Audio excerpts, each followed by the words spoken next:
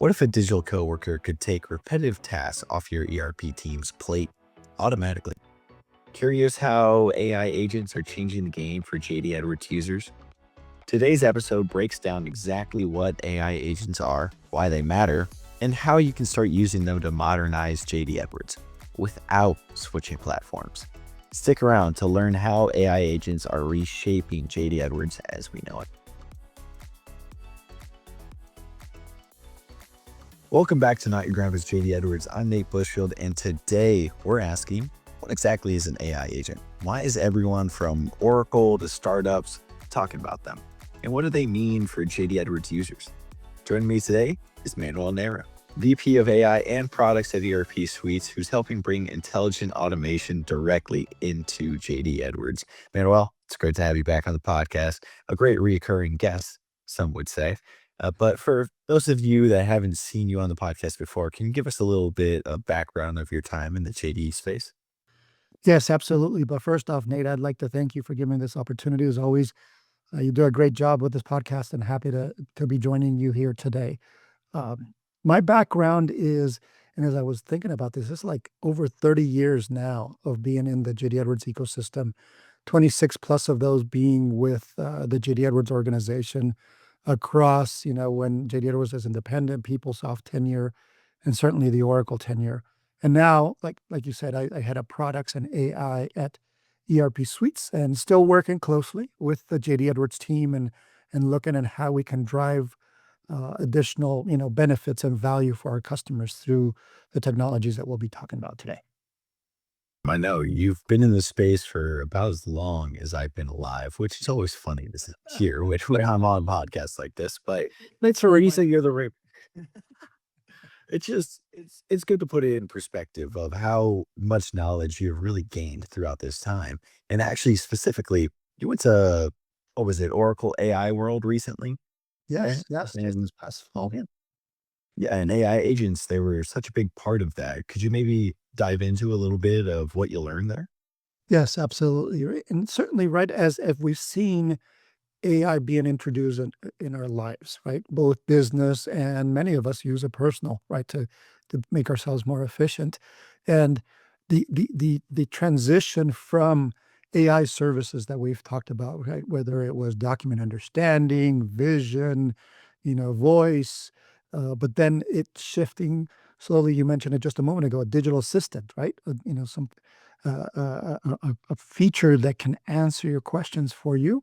And now we've transitioned over to agents, which makes it very interesting. It's the next step of evolution, and really it's going to drive the next level value, right, for companies as well as for individuals. So it's very exciting, and it is going very quickly though in terms of the change, that rate of change.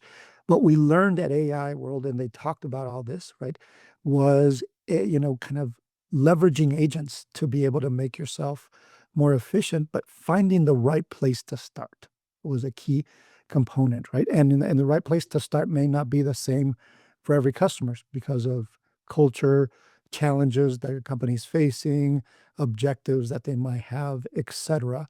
So, but certainly, right, I think everyone should look at agents. We'll talk a little bit more about in today's session, right? Where there might be some other considerations customers may not be ready to adopt agents and this transformative capabilities. But at least I think awareness and understanding, right, is always a good thing. And then companies can make their own decision on when and if ever makes sense for them to adopt. Yeah, that makes a lot of sense. I mean, AI world in general, it's always interesting to see what comes out of there because they're always trying to be on the cutting edge. Mhm. But to maybe backtrack a little bit, how do AI agents work? What makes them different compared to maybe like an orchestrations or even like bots that we have out there already? That's a great question, certainly. And here's the thing, right? When we talk about evolution to agents, and in particular, agentic AI agents, right? We're really talking about a system, a complicated system that can uh, take a goal, and you can give it a goal. It's pretty broad, and it can analyze it. It can think about it, observe, and then start planning and start breaking it down into okay, this goal, I'm going to need to do A, B, C, D tasks. And it breaks it down. It's almost like it creates a project plan for itself. And then it starts executing. So it starts doing, right? It starts doing those tasks and starts going through there. And then the other important thing, it's observing how the results turn out. How does it kind of play out with in comparison to the goal that was set for it? And if it doesn't hit the goal or it's not the expected result, it will learn. It will try to learn and adapt and evolve to next time it will do better. So similar to a human being, right? How we go when we were a young child. And we still learn at this age, especially I still learn at my age, and I know you're still learning. It goes through a similar process. That's the dynamic nature of a digital assistant compared to some of the other assistants, which I can compare if you like me to, where you would ask him one thing and it would come back with the result. The major paradigm shift with agents is you give it a goal and then it goes off and does things either autonomously or completely autonomously, and then alerts the human at the end. Yeah, that's so it takes it a step further, right? Mhm. Than what a digital assistant, orchestration, or even a bot. It's more of a self-thinking in a way, right? Correct. No, no, absolutely, and that's one thing sometimes you'll hear about this, and some folks may take objection to this, and it kinda depends how you're looking at it, right? Orchestrations are extremely valuable. They have been, and they will continue to be, right? And you can classify orchestrations under the RPA, robotic process automation category, um, but, when we started looking and comparing to an agent, it can be dynamic. So, like, if it encounters something that it didn't plan for, it didn't identify, it will use cognitive reasoning, right? And we'll get into some of those capabilities a little bit further down in today's session. But to be able to analyze, distill it down, and sort out what other tasks it needs to do to be able to address it completely. And that is certainly something that any RPA tool, including orchestrations, cannot do, right? It's some people will call it a static, robotic process automation, and it's static, but don't get me wrong, it has its place, right? And just because AI is available here today and agents are here today to be leveraged, Nate, it doesn't mean you have to use agents for everything. That's the one real truth that we need to make sure we keep in mind, is that an orchestration for a process that is predictable, and then you could be able to, automate with orchestration, do it with orchestration. But if something is more dynamic, and you need, the process to be automated, but also have an agent like a digital worker to be able to think on its own and be able to do things for the human, right? Versus, a digital assistant or even an RPA, right? It performs a task to inform the human to do the action. The agent will do the action as well. So And could you potentially, maybe not right now, but maybe in the future, could you utilize an agent to maybe create some of these orchestrations that we're talking about? absolutely, absolutely. So one of the things that was discussed at AI World, in fact, I'll go back a little even further, Nate, at the AI Week event that we did earlier I almost said this year, last year. Yeah. In the first and the second quarter of last year, we did AI Week, and we had Oracle folks presenting at the event. And one of the sessions was about Code Assist and be able to write code, right, and generate code. And we've had some preliminary conversations with Oracle about how we could use Code Assist or code generation type of tools to be able to automate the creation of orchestrations or other RPA tools. So yes, that certainly is a process. Now, one thing that some people might think is, "Oh my gosh, well, are we talking Skynet?" Right? And we joke around this with one of our, friends, Nate, right? Mo and I always joke about Skynet. And there's parameters, right?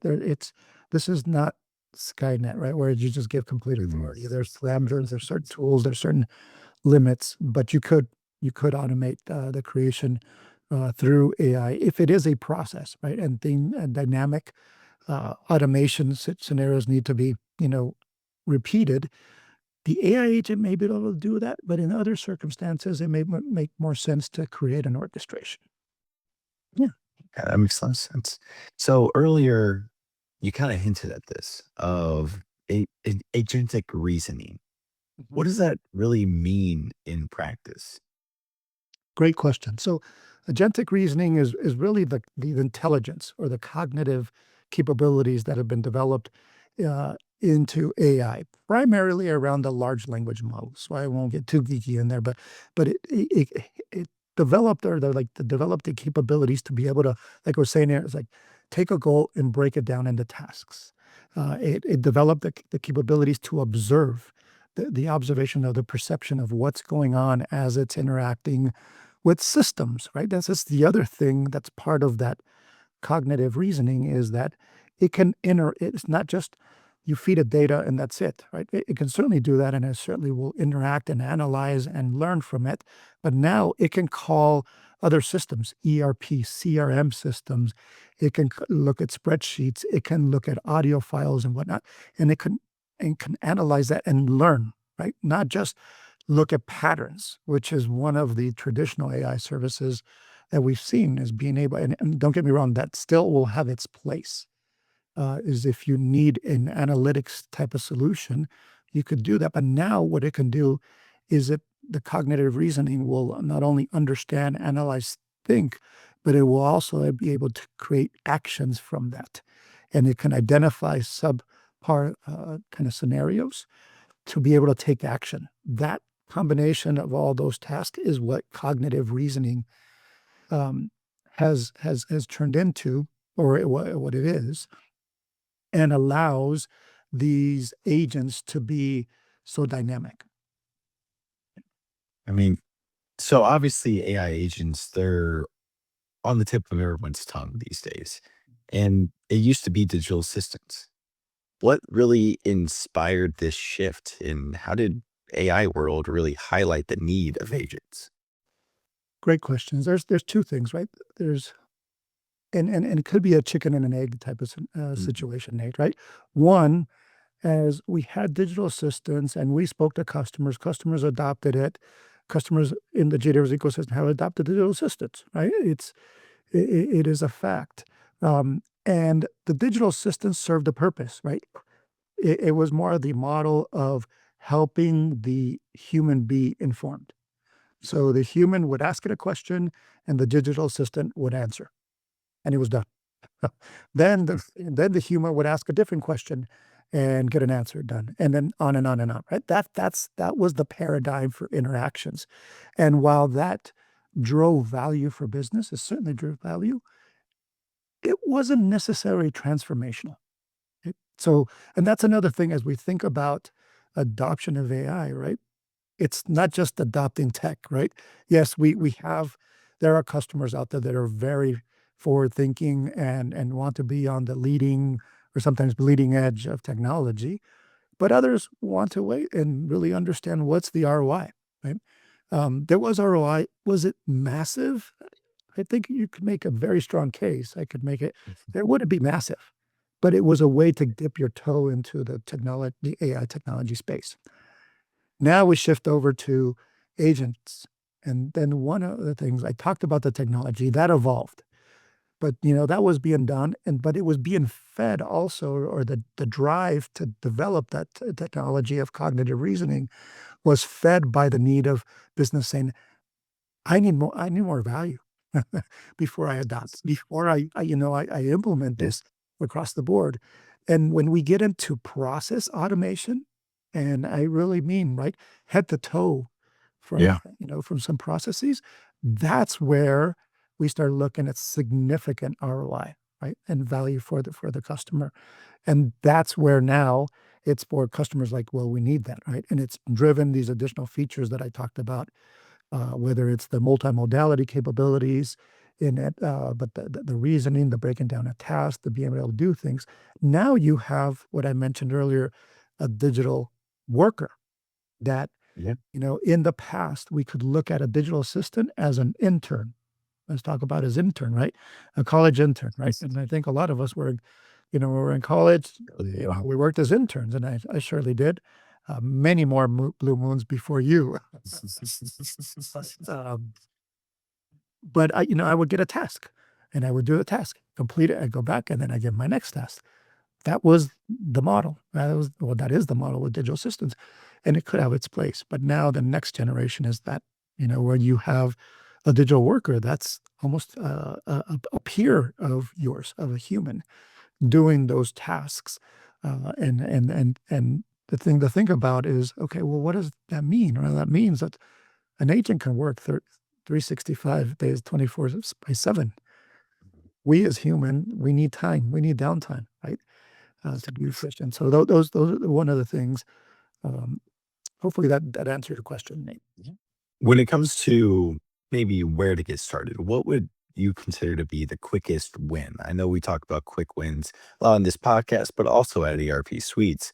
But what would you say would like a situation where a customer would actually see the quickest win? From a business process, right, perspective, the one that comes up quite a bit is reconciliations. It comes up pretty often Yeah. as I've looked it up and looked at patterns, talked to customers. Reconciliations, being able to automate, creating an agent for reconciliations to help automate the process. And JD Edwards, of course, has a workbench for reconciliations. The team has enhanced it over the years, um, and it's pretty nice. But then automating that whole process where it can analyze, it can find results, and if there's reconciliation to be had, actually execute on those, and then even suggest better ways to mitigate some of the reconciliation situations. The drivers that have resulted in those kind of situations. That is one area that is pretty easy to implement and get value. And in the past, you and I have talked about in terms of the change management component of adoption of AI, right? For some people, it's very exciting. For other people, they're very driven for it. For other people, there's a little bit of concern, right?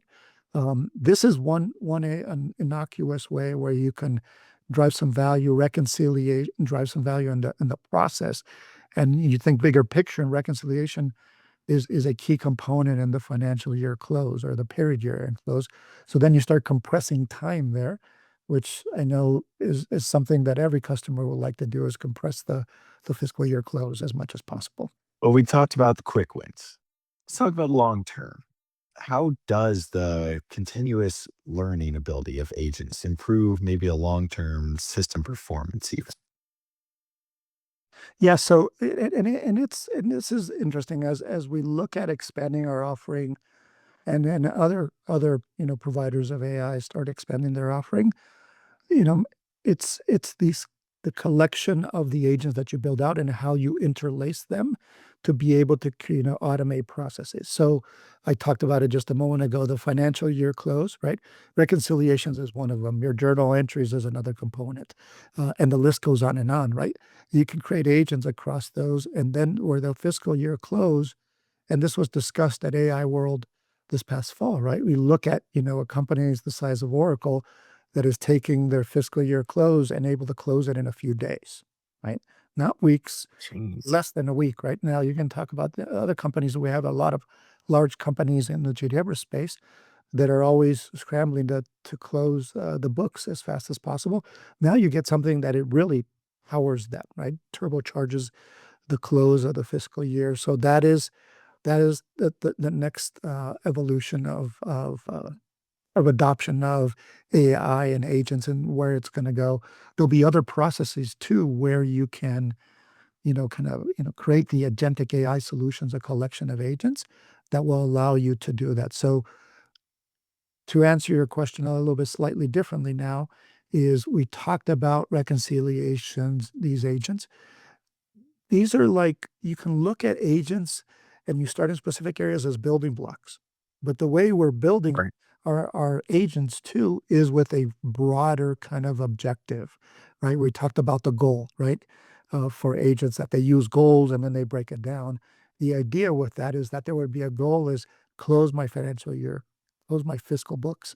And then you'd have a collection of agents that are doing the analysis, breaking it down. So it's not just one agent, one monolithic agent that's doing it. One is doing reconciliations, other is doing ledgers, other is doing out of balance accounts, trial balance analysis, et cetera, et cetera. It can go, through whatever phases that your business needs, and theoretically, as well as creating if you're a public company, creating the declarations for the government, right? And those type of things. So it can go across the board. So think of any business process where it can go, but the fiscal year close is a common one because it is a sore point for everybody, and it becomes almost a student body right to do it at the end of the fiscal year close, and it's a scramble and whatnot. So why not use agents to turbocharge that? Yes, there's the likelihood of still humans being involved in it, but you could significantly reduce the effort by using Yeah. agents. Yeah. That's something that, yeah, digital assistants can't really do that right Correct. now, like without somebody holding its hand the entire time. And yeah, it might take it down from a month to 3 weeks and change. Like it'll help a little bit for sure. But is that like, if you were to say, all right, this is a real world example Mhm. that only AI agents can really perform, would you say that that's like the biggest one, or is there maybe one other one that's sitting out there? No, I think that's a key one, but there's other ones, and it's still in the finance area, so you can tell I've been Mhm. looking at finance, but there's certainly, in the area of inventory management and the distribution area. You look at across the board, and there's processes, but I'll give you another one right now is at the top of my head, is in the finance area. And we look at cash management, right? Cash Yep. management, it's still very important for whatever company, whether you're small, medium, or a mega company like Oracle, right? So being able to, analyze AR aging, being able to identify, any customer accounts that are overdue, that never happens, right? Versus, sending reminders to customers and then juggling, right? Non-critical AP that now you have to pay because you have customers that are not paying and it's affecting cash flows. And then recomputing the forecast and then notifying the CFO with the revised plan. Those series of, what is it, 5, 6 steps there that I just rattled off that would take a period of time. And it's time for the CFO that is like, Yeah. he or she is like, I wanted this now. And it takes sometimes a couple weeks. This could be done instantly, every week, every day, if needed. So, Krista would be insanely happy if I that was a thing right now. think she would be smiling for sure. So that's those type of examples around financials, but think of similar things, right, with inventory and optimization in that space, the manual tasks. And one thing that you and I have talked about as well, right, and I've talked about it with other customers is, yes, there may be some concerns around AI, right? Because of like, okay, did you set it up? Did we expose it to the right systems, the right data, so that it can be knowledgeable enough, right, to be able to do the right things and do the inferences that it needs. Um, but at the same time, you need to you need to look at what is your objective, what you're looking at, Mhm. and when we look at that, some people may have concerns around human displacement, right? And and the way I look at it, I don't think that's the right objective. But unfortunately, some companies may look at it that they're just going to look at savings, right?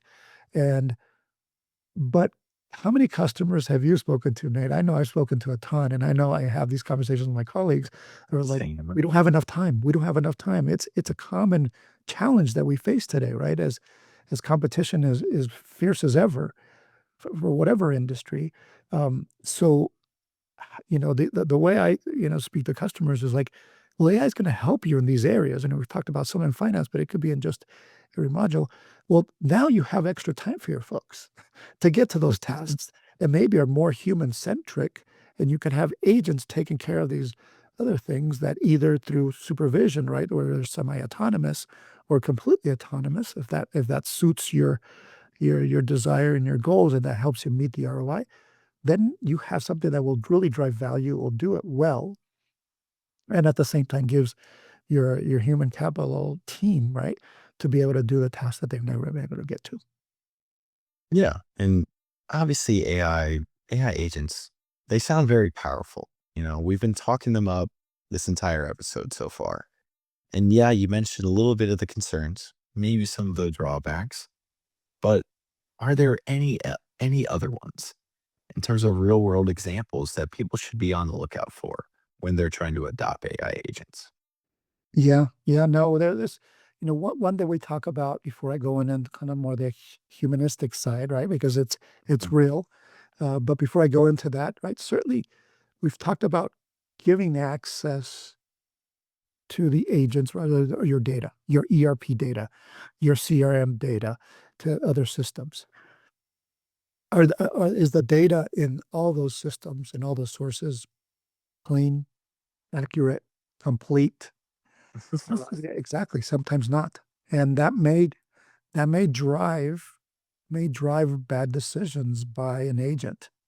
So it's similar to, and I know you don't have kids yet, but I have a couple. A lot of us folks have kids, right? And as we teach our children or we expose them to stuff, they go to school, right? They start getting pieces of information and they make inferences, right? And sometimes those inferences are right, sometimes they're wrong because they don't have all the information yet, right? Similar analogy with AI agents, right? So if you're feeding an agent and then here is different, right? You give it all the source and you have to make sure that your data is clean, that is complete, that is right, that is the right source, that it's not biased. Otherwise, it may produce unexpected results. That is for a fact. Um, the other thing is it's extremely important for customers to define what is your objective, right? What is the goal? What is the ROI, the value that you're looking at?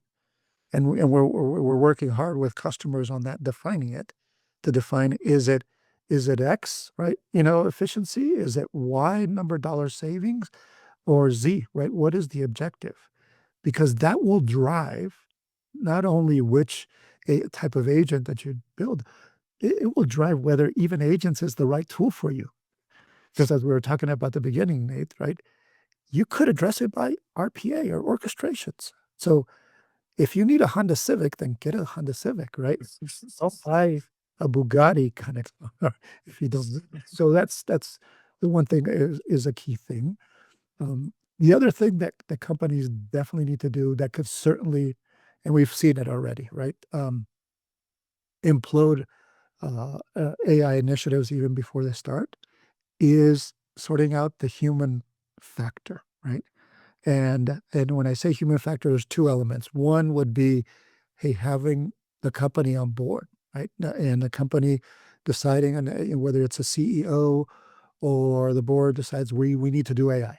And I've heard many companies that they get that mandate.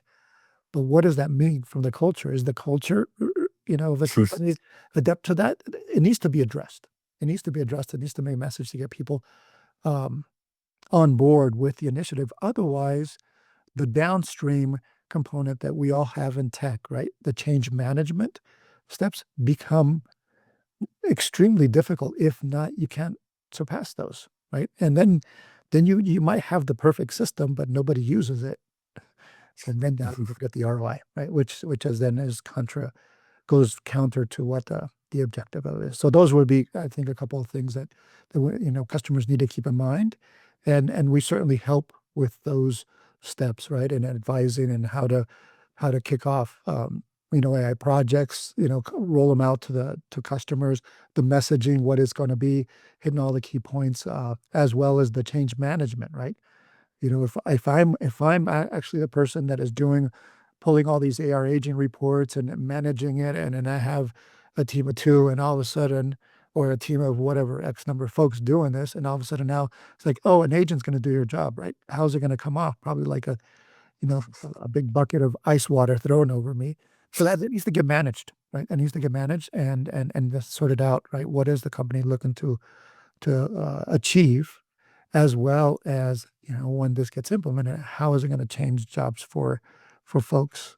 Because otherwise, those folks will either adopt or they won't.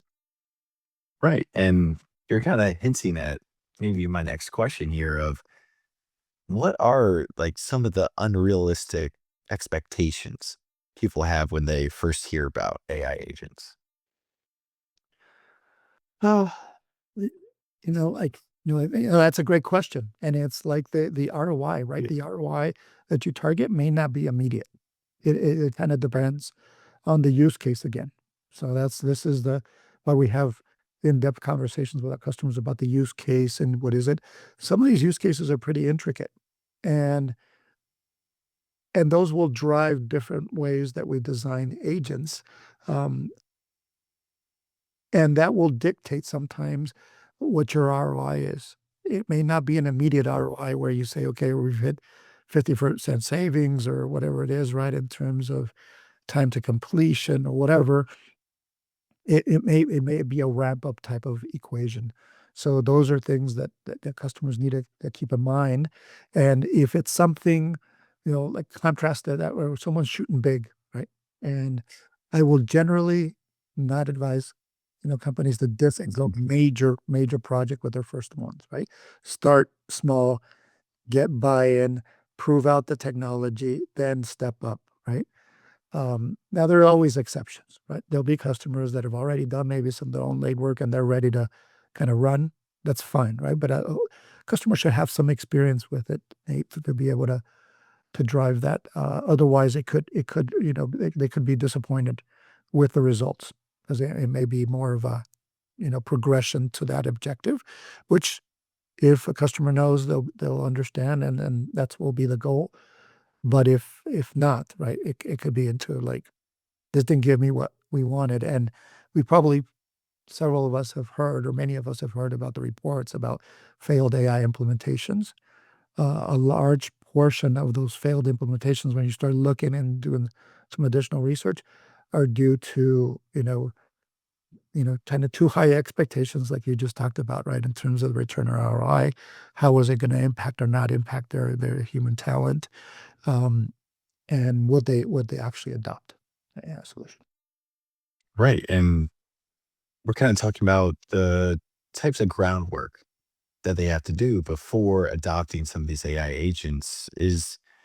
Are we just talking about data quality, maybe process clarity, or even like a cultural readiness? Or is there a deeper side of it here of people have to be ready for it before they actually adopt an AI agent? That's a great question, right? And on the last point, it is certainly people need to be ready for it, right? And understand it because with the digital assistant, and if we talk for just a second on that, right? The interaction is pretty straightforward, right? You ask it one thing, it can do A through Z. You know its tasks. Okay, you can ask it B, you can see it, and it comes back easy. With an agent, right? It gets trained and then it starts learning on its own. So how has it been trained? What is it, how is it gonna work? Are there ever exceptions? There could be exceptions. Well, like, I talked about, the semi-autonomous type of scenarios. Those may come back to the user, and if it comes back and asks something and the user's not, the human's not ready to answer that because they said, "Oh, okay, I'm not gonna be involved in this," and they disconnect, there's gonna be a break in the process, so that will cause failure. So, those type of things, Nate, that is certainly important, to make sure we get those hashed out. What's the expectation, right, and the pivot to the responsibilities of the human versus the agent, and make sure there's training. We talk about training in tech all the time, right? Yes, there's Seriously. upgrades, installations, and the list goes on and on. There's a lot of similarities. It's not just, kind of flipping the switch and saying, "Okay, it's ready to go." It's gonna be on its own. You need to train your folks to make sure that they're, interacting with the agent in the most optimal manner. Yeah. And maybe let's take it a little step further. What lessons have we truly learned from maybe the early adopters that are out there that maybe some of the people that are listening right now can use to avoid pitfalls when adopting AI agents?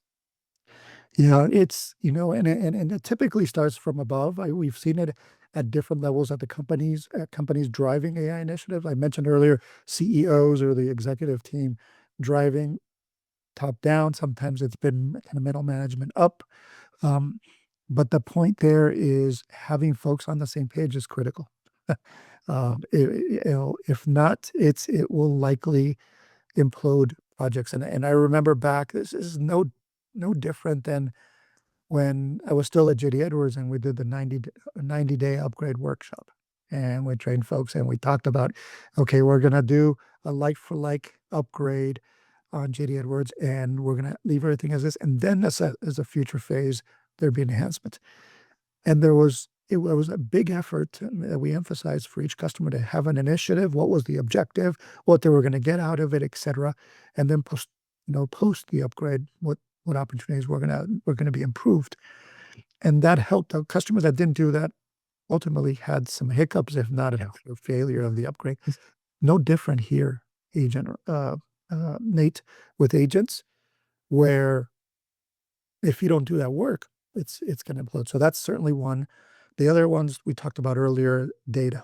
It's very important. Those would be, I think that there's several, but I think those would be the top ones that people, but maybe a third one. Actually, I'll back on my statement is the third one is picking the right use case, right? Where you're at as a customer, right? With AI, have you done some things on your own? Do you feel you have some notches on your belt with AI? Okay, it's one thing.